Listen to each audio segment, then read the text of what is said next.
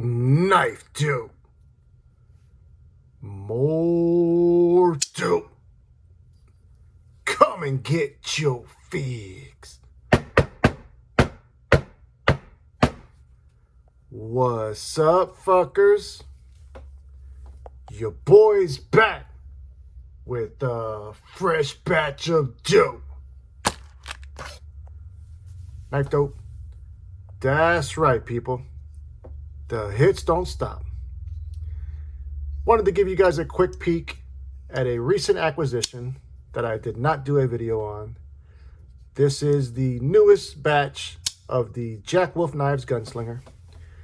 Now, it's quickly become evident that there was absolutely zero need for me to have to purchase this one, because nothing's really changed, besides the obvious, which is the different handle materials.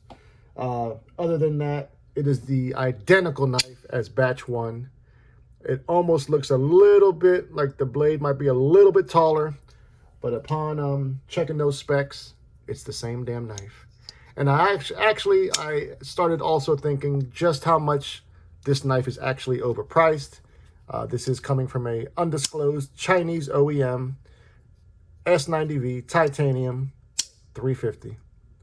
But you know what? I bought it nonetheless. So maybe I'm part of that problem. But that's not what we're here to talk about, people. Not at all. We've got the polar opposite here at KnifeDope Studios. Got a new one coming to us from an American company. And so without further ado, let's get to the dope. Do y'all know what this is? Do you know what this is? If not, you're about to find out. That is Oz Machine.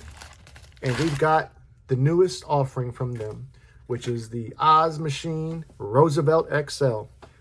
Big shout out to Tommy Mac, friend of the channel, and one of my knife bros, for sending this down my way. Tommy's old school, so therefore I cannot link any type of social media. You just got to trust me. He's a great guy, and he's got a great collection. So let's see what this is all about. Now, Mr. Tommy was one of the first 9 individuals on planet Earth to receive or purchase a Rosie XL. So here goes the COA for this knife. You can see it was number 6. Born on date was 2/29/24. It is in Magna Cut, and they're running it at 63 to 64. We've got angled milling, all titanium construction. And here she goes, number 6. Shit. She's a big old girl. But you know what I say? Big girls need loving too. So we got that deep angular milling with a gorgeous dark stonewash finish. That same D-shaped cutout for your deployment. Woo! D10 is dialed the fuck in. Goddamn, people.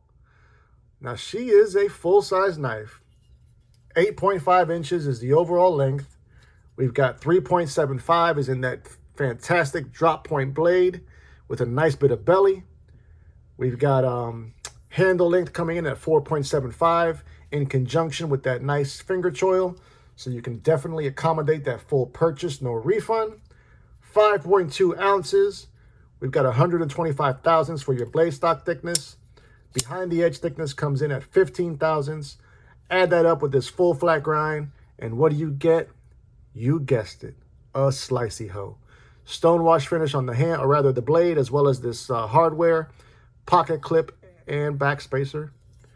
Frame lock is a locking mechanism. We're sitting at about, maybe 30-40%.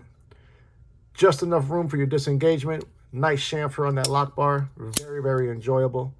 Snappy detent. She does fly out. Comes right back to the goddamn house.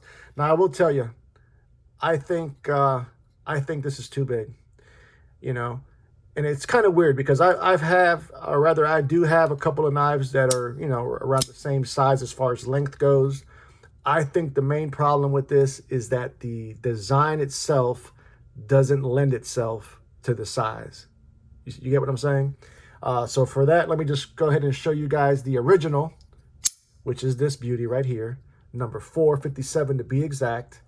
So here you see it side by side, and you can see you got quite a bit of difference, Now, blade stock thickness is very similar The original comes in at 112 thousandths, and then you got 125 thousandths here. Weight is close to double. On the original, it came in at 2.96, and on this one, we've got 5.25. So here you see it also in the closed position side by side. And there goes handle thickness. I don't know, man. I mean, I do know. I think the original is definitely my favorite out the two. And, you know, because of that, it kind of dawned on me that, you know, it's kind of a hard thing to, when these companies try to give us a bigger size of a model or a smaller size of a model. But I do have 3 other instances where companies managed to crush it. And so I'm going to show you guys those comparisons on companies that managed to do it right. So let's start out like this. Got to roll with some Spyderco. We've got the PM2, most recent one, which is in MagnaCut. So there you see that. And of course, the Para 3. So that's an example of a company doing it vice versa. They gave us the full-size knife first and then came down with the smaller version. But I think they nailed it. Let's do a couple more, shall we? Same instance here where you had a company give us the full-size knife, which is this one, the Demko AD20. So first we had that. Then they wanted to give us a smaller version, so they gave us the 20.5. So you can see that this company also managed to crush it. They gave us a smaller knife, but the design lent itself well to the smaller size. And then I think got to give you an example of a company that's doing it the same way that Oz did. And by what I mean by that is they gave us a smaller knife first, and then they went with a bigger knife. And I think this company crushed it the best. Of course, I'm talking about Quiet Carry. And here goes the OG Drift. So that was the first one. Then right before the end of last year, they gave us the large. And so there you see the large version. Now, the interesting thing about this one is that even though they went bigger, they managed to maintain the same blade stock thickness, same behind the edge thickness, and even the same handle thickness. So, you know, it can be done.